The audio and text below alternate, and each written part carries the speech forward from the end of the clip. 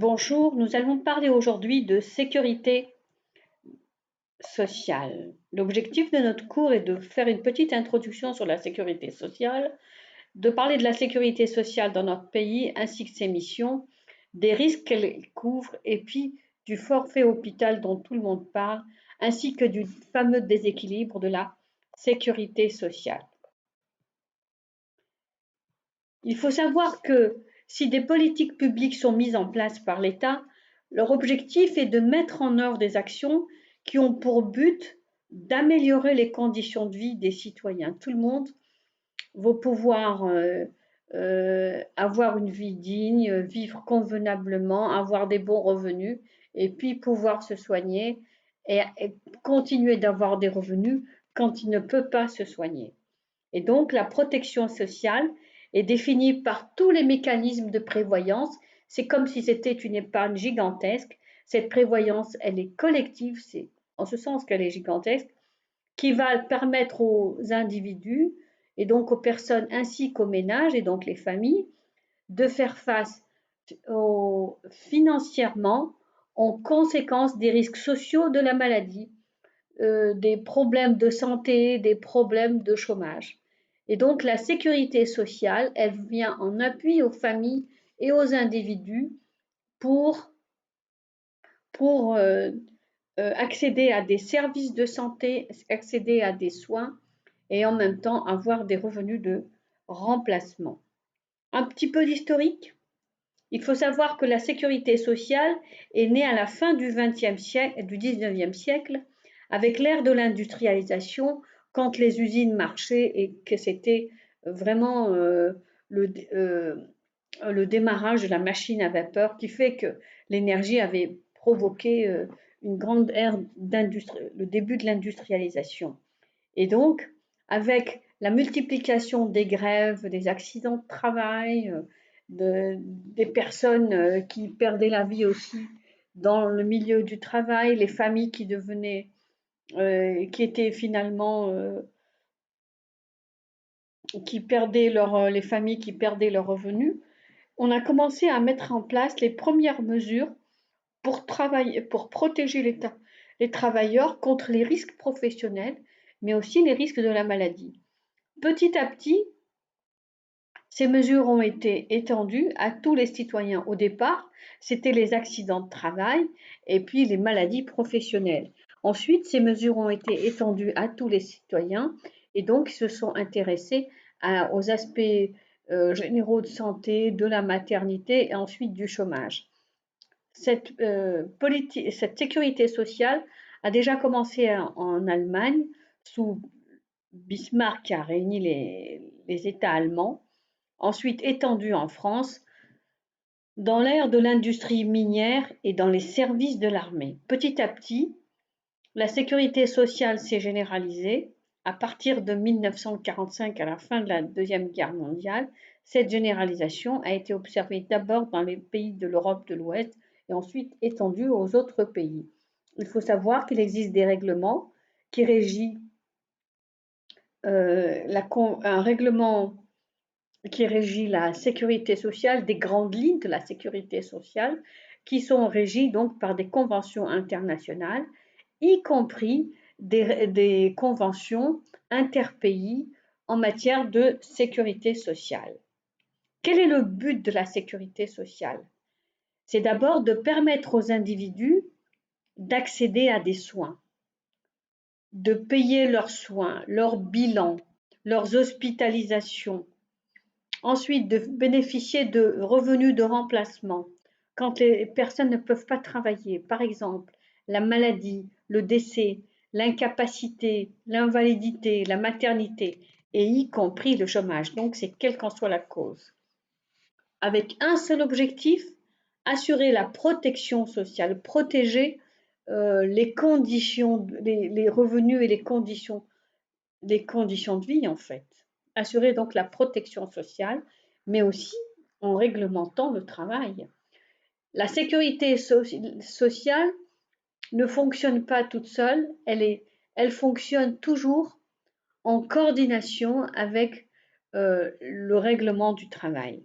Et on dit que la couverture On a atteint un taux de couverture universelle quand plus de 80% de la population bénéficie de la sécurité sociale. En fait, on peut dire que la protection sociale est une gigantesque pompe aspirante et refoulante.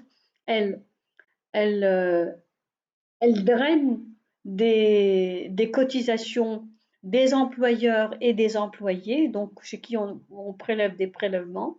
Et ensuite, tous ces prélèvements, toute cette manne financière est redistribuée sur la population, aux cotisants, dans le sens où ils sont malades, où ils doivent bénéficier de revenus de remplacement. Donc, pompe aspire des cotisations et renvoie sous forme de couverture sociale.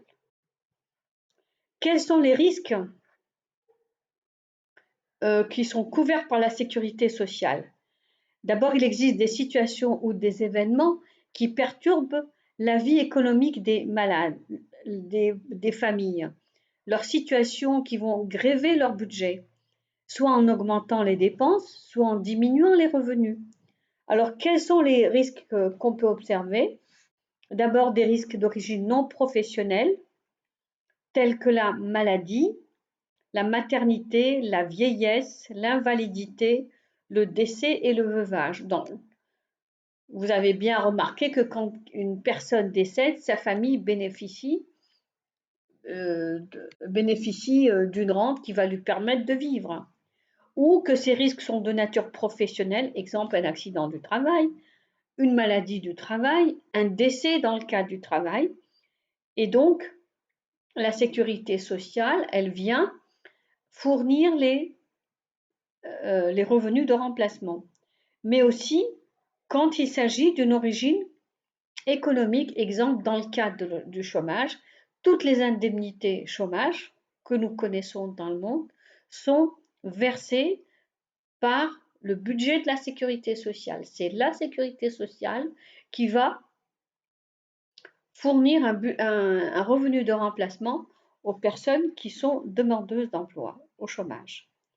Et quels sont les régimes dans le cadre de la sécurité sociale?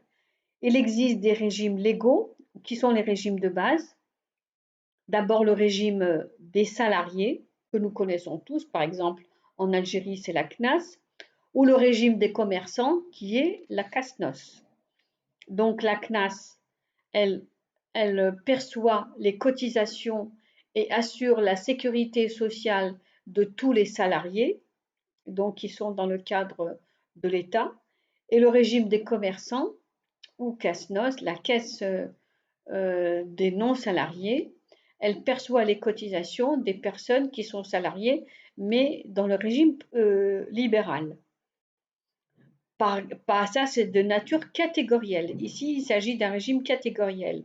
Mais il existe aussi euh, un autre régime, c'est un régime professionnel. Exemple, il existe une caisse de sécurité sociale spécifique au régime agricole. Les personnes qui travaillent dans le domaine agricole, tous les paysans, tous ceux qui sont dans le domaine agricole, ont une caisse spéciale qu'en Algérie, on l'appelle la CRMA, la caisse euh, d'assurance sociale euh, agricole. Ensuite, il existe un régime militaire qui est spécial aux personnes qui sont affiliées à l'armée. Vous avez bien vu que quand on voit dans les pharmacies sont conventionnées, soit dans le cadre de la CNAS pour les personnes, les salariés de l'État, CASNOS salariés dans le domaine libéral, ou alors les conventions avec l'armée, donc dans le régime militaire. Il existe d'autres régimes, le régime d'assurance chômage, qui permet d'apporter les revenus de remplacement, et puis les régimes complémentaires, qui sont les mutuelles. Ça veut dire on cotise pour une petite partie pour avoir encore plus de bénéfices.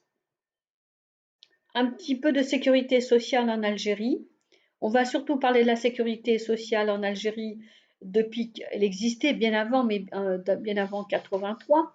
Mais depuis 83, il y a eu pas mal de changements et de réformes, dont particulièrement un système unifié. Donc le système a été unifié, standardisé.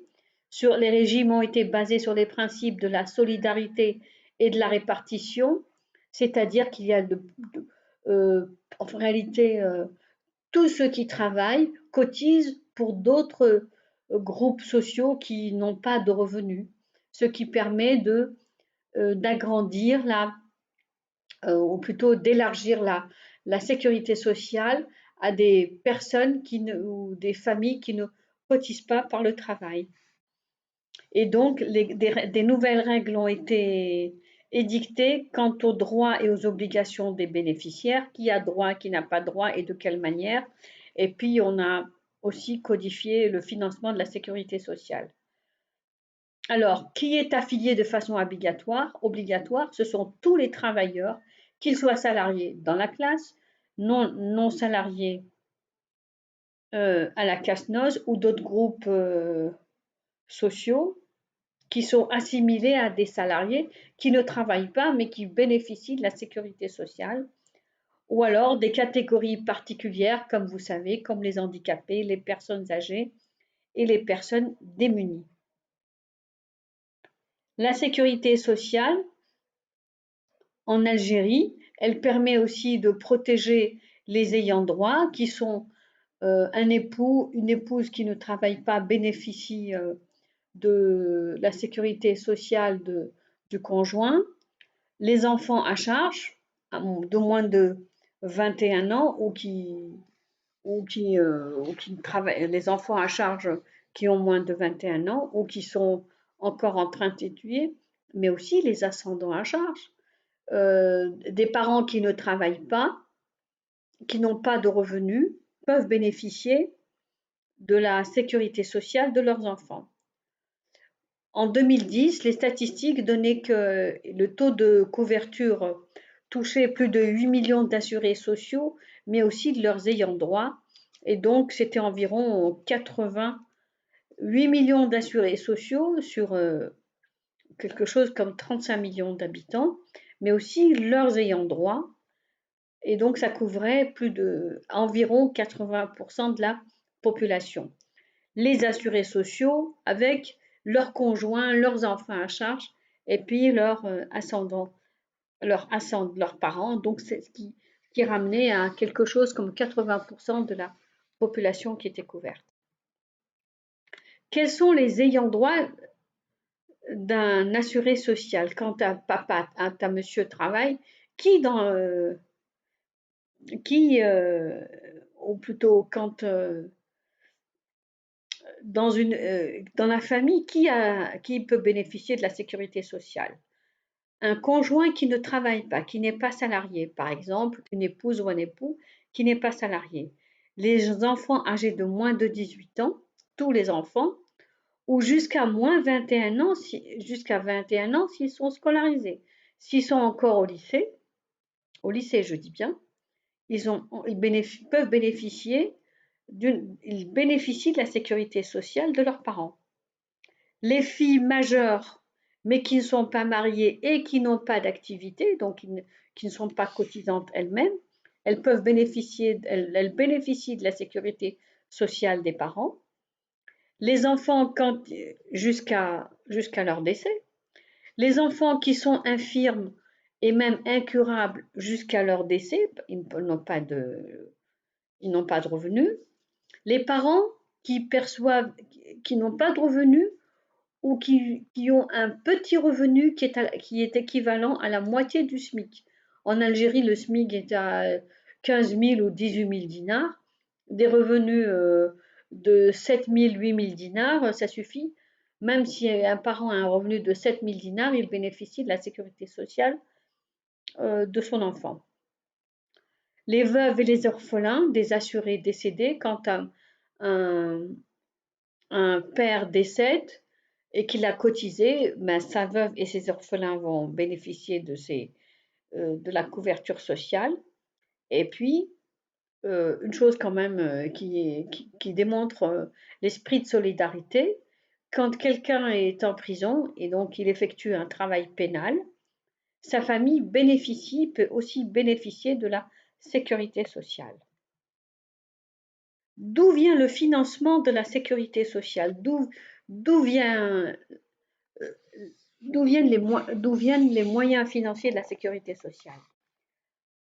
D'abord, elle se divise en deux parties. En gros, c'est les cotisations. Donc, l'employeur, quand vous êtes employé, votre employeur, donc votre administration, va cotiser jusqu'à 34% de votre salaire, va cotiser auprès de la sécurité sociale. Une partie, ça va être votre employeur et une partie va être prise sur votre propre salaire. Au total, dans la caisse des salariés CNAS, le taux de cotisation à la sécurité sociale, c'est un petit peu plus que le tiers. 34,5% de votre salaire est versé à la sécurité sociale. Mais concernant les non-salariés, ceux qui sont affiliés à la CASNOS, c'est seulement 15% de leur salaire qui est versé à la sécurité sociale. Mais il faut savoir que depuis les réformes qui ont été menées en 2006 et 2010, la sécurité sociale a tellement de dépenses que, y compris les impôts et les taxes sur les hydrocarbures, donc sur la vente des hydrocarbures, contribuent au financement de la sécurité sociale. Comment est structurée la sécurité sociale? Comment est structurée la sécurité sociale?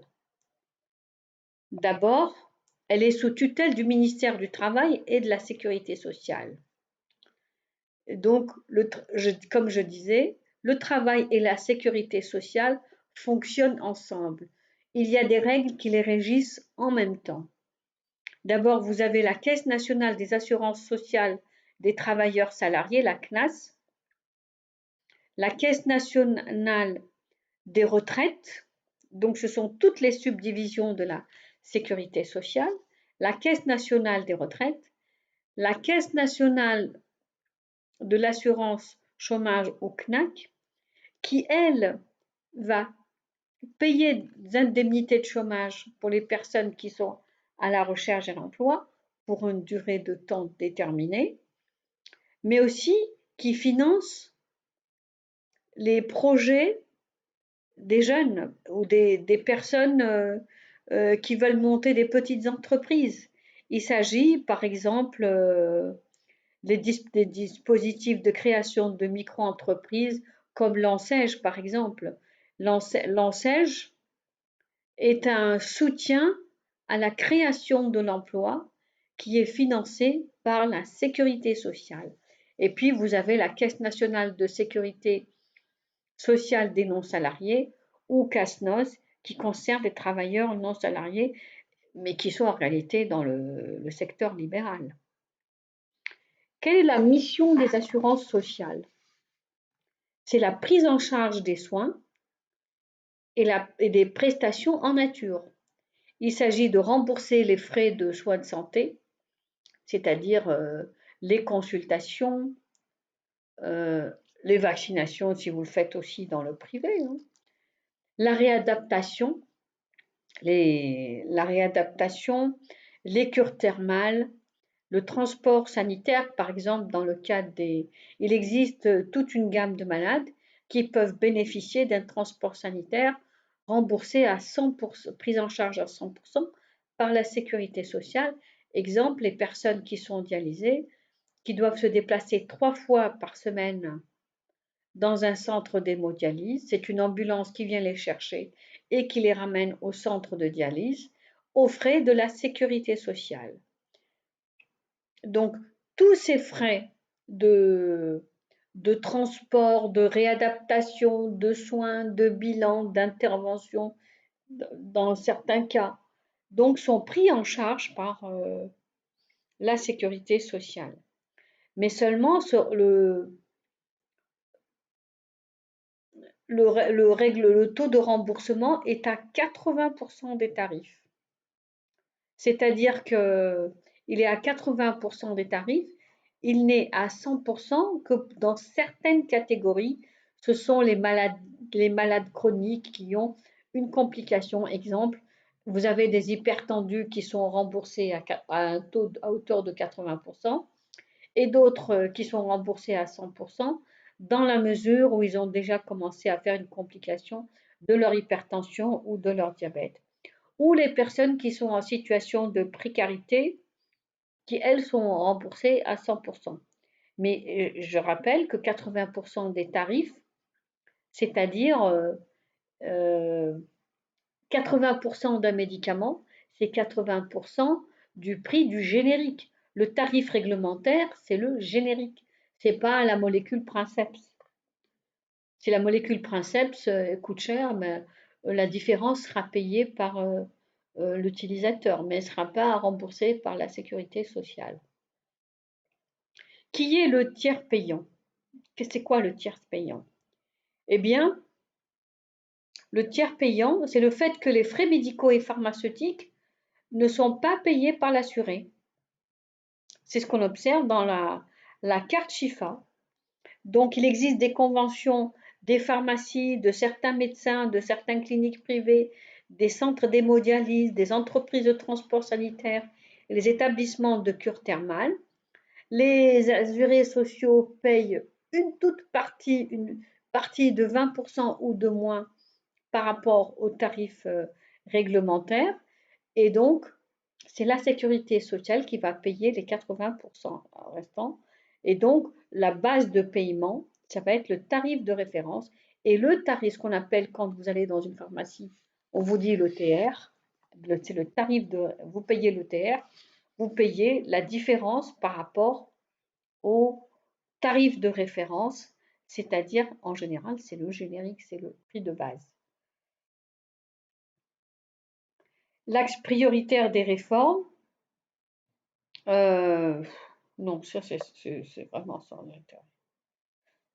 Comment sont calculés, comment on a fait pour, on a tarifé les actes? Sur quelle base les actes sont tarifés? En fait, tous les actes correspondent à des codes. Consultation spécialisée, consultation de médecine générale. Donc, tous les actes sont codifiés avec des lettres clés. Et chaque lettre clé, elle contient, elle correspond à une valeur monétaire. Et donc, c'est la nomenclature générale des actes professionnels ou NGAP qui va tarifer les actes, qui va vous dire qu'une glycémie, ça coûte 30 dinars, qu'une injection, ça coûte 20 dinars, et qu'une consultation de médecine générale, c'est 50 dinars, et de médecine spécialisée, ça coûte 100 dinars. Mais ça, ce sont des tarifs qui sont anciens, mais qui sont maintenus. Et donc la NGAP, elle est bien ancienne, mais on est resté sur des tarifs anciens, mais c'est toujours elle qui est en vigueur. La sécurité sociale prend en charge l'assurance maternité. Dans quelles conditions? Lorsque la grossesse a été déclarée dès qu'elle a été diagnostiquée, qu'il existe un suivi médical de la grossesse. Le suivi médical de la grossesse oblige les femmes à présenter 3 échographies et puis que l'accouchement a lieu dans un milieu médicalisé. Il s'agit une mère qui accouche à domicile ne peut pas bénéficier euh, d'un remboursement de sa maternité. Et donc, le salaire est remboursé à 100%, à 100% au retour de la maman à son travail, avec un repos légal de 14 semaines qu'on appelle le congé de maternité. 14 semaines, non pas après l'accouchement, mais au total, si la maman prend 4 semaines avant, ben, il lui restera plus que 10 semaines de congé. La sécurité sociale prend aussi en charge les accidents de travail. Quelles sont les conditions d'ouverture des droits pour les employés? dans l'heure qui suit le recrutement ou l'embauche d'une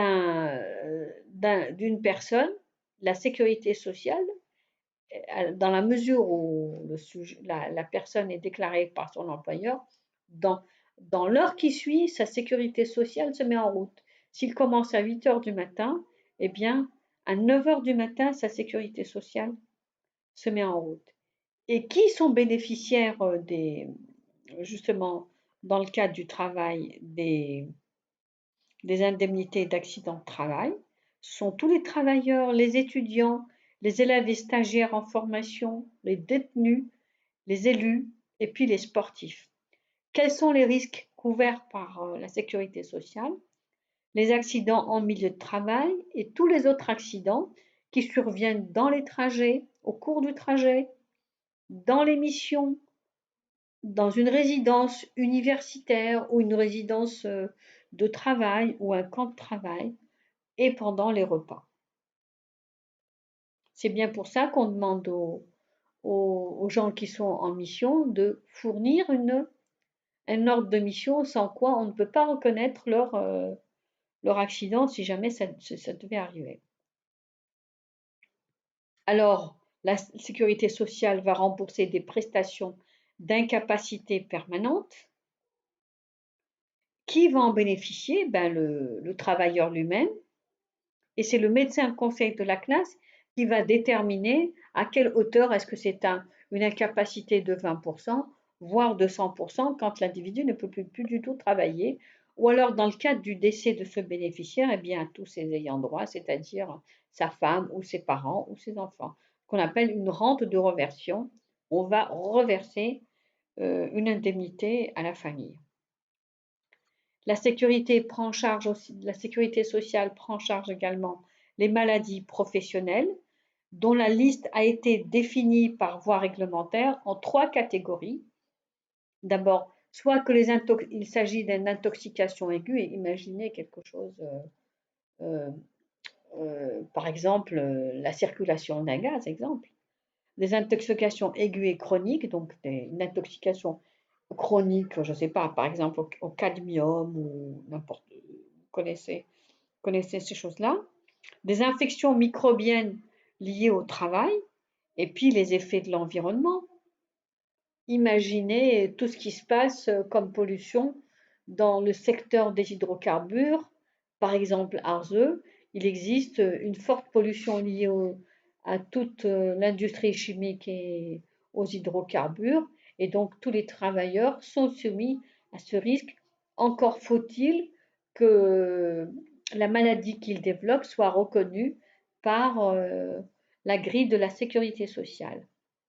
Et donc, les bénéficiaires sont soumis aux mêmes règles que précédemment. L'ouverture des droits, c'est exactement la même chose, 1 heure après l'embauche. Vous connaissez le tableau des maladies professionnelles que vous avez vu dans le module. Donc, il a été fixé ensuite plusieurs fois modifié par des arrêtés interministériels entre ministère de la Santé et ministère du Travail. Et donc, il y a plusieurs groupes d'affections qui sont pris en charge. Les affections dues aux toxiques minéraux, toxiques organiques, les dermatoses, les pneumoconioses et puis les accidents. C'est quoi maintenant le forfait hôpital? Le forfait hôpital, c'est le fait du financement de la médecine gratuite. L'hôpital que nous connaissons tous n'est pas financé que par le ministère de la Santé, par les budgets du ministère de la Santé, comme il contribue à la préservation de la santé des populations et des assurés sociaux. Et donc, la sécurité sociale va contribuer au financement de l'hôpital par le forfait hôpital. Le forfait hôpital est calculé sur la base d'anciens tarifs qui sont tout le temps remis en cause mais qui n'ont jamais été réformés réellement. C'est-à-dire que la sécurité sociale va rembourser à l'hôpital 50 dinars de la consultation de médecine générale, 100 dinars pour la consultation de médecine spécialisée et puis 100 dinars pour l'hospitalisation, pour une nuit d'hospitalisation. Et vous pensez bien que ce sont ce sont des coûts qui sont nettement inférieurs par les dépenses qui sont faites par l'hôpital. Ceux-ci n'ont jamais été, ces tarifs n'ont jamais été revalorisés à leur juste valeur. Et donc, il existe une nouvelle réforme, la contractualisation, qui consiste à mettre en place des financements à des taux réels, des financements des soins de santé à leur taux réel. Ces accords sont menés entre la sécurité sociale et l'hôpital ou la sécurité sociale et les cliniques privées. Par exemple, ce qu'on peut observer, par exemple, que dans le cadre de la dialyse, il existe des cliniques privées qui ont des conventions avec la sécurité sociale et ce qui permet de prendre en charge les personnes euh, sans qu'ils dépensent eux-mêmes de l'argent. Donc, entre organismes de sécurité, la contractualisation est menée entre organismes de sécurité sociale et établissements publics de santé pour prendre en charge les assurés sociaux sans qu'ils dépensent eux-mêmes. Le but est de diminuer les dépenses des hôpitaux. Quels sont les éléments qui font que la santé, le financement de la sécurité sociale est déséquilibré? Quels sont les gaps de la sécurité sociale? C'est d'abord la croissance démographique qui va plus vite que la croissance démographique qui va bien plus vite que le financement et les cotisations qui arrivent à la sécurité sociale. Il y a eu aussi le fait des pertes des emplois. Quand il y a des chômages massifs, suite à des ajustements structurels, à des crises économiques, on renvoie les travailleurs.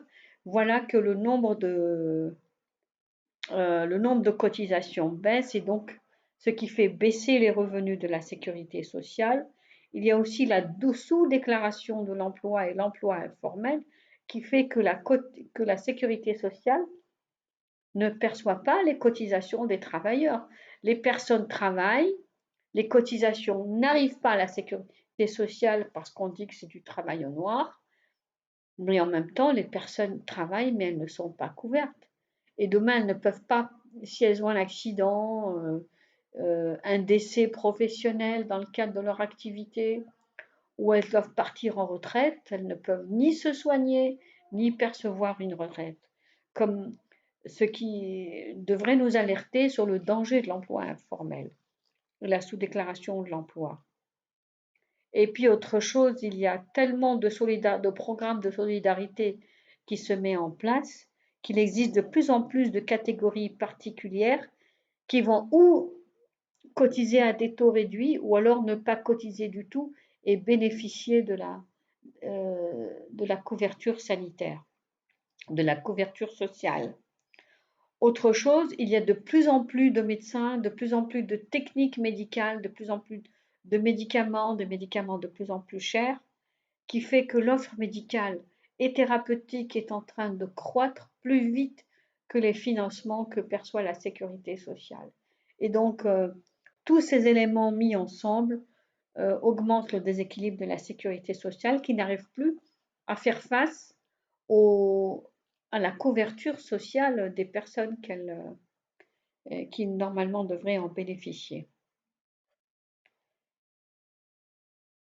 Par ailleurs, le forfait hôpital, le remboursement des médicaments et des actes médicaux représente déjà les 2 tiers de l'ensemble des dépenses de la CNAS. Qu'en est-il alors pour le versement des retraites, des indemnités, des congés de maladie, des congés de maternité, du soutien de soutien des indemnités de chômage, de soutien à la création des micro-entreprises par les programmes de l'ANSES, par exemple, mais il ne va pas rester beaucoup de choses. Il y a aussi un autre problème de la sécurité sociale, c'est la NGAP, la nomenclature des actes, la nomenclature générale des actes, qui n'a pas été actualisée depuis 1987. Aujourd'hui, on ne peut pas dire qu'une consultation de médecine générale doit être remboursée à hauteur de 50 dinars. Une consultation de médecine spécialisée doit être remboursée sa valeur est de 100 dinars. C'est impossible, comme une hospitalisation, qu'elle soit dans un petit service de médecine ou un grand service de réanimation, ça ne peut pas coûter 100 dinars. Et donc, la NGAP est complètement en déphasage avec les coûts réels des soins de santé. Comme elle ne prend pas en compte les nouveaux actes depuis 1987, de nouveaux matériels, de nouveaux équipements, de nouvelles techniques diagnostiques et thérapeutiques sont apparues et donc ne sont pas du tout comme de nouvelles maladies et ne sont pas prises en charge par la NGAP. Donc les valeurs monétaires sont totalement dépassées, ce qui fait que les hôpitaux ne perçoivent pas le forfait hôpital comme ils devraient le recevoir, ça veut dire à des taux corrects. Pendant que dans un autre domaine, les pratiques libérales sont appliquées d'une autre manière. Les médecins privés pratiquent 4, 5, voire 15 fois les tarifs réglementaires appliqués par la sécurité sociale, ce qui fait qu'il y a vraiment une injustice. Le forfait hôpital n'est pas remboursé à l'hôpital à sa juste valeur, pendant que la médecine libérale, elle pratique les prix qu'elle veut. Je vous remercie.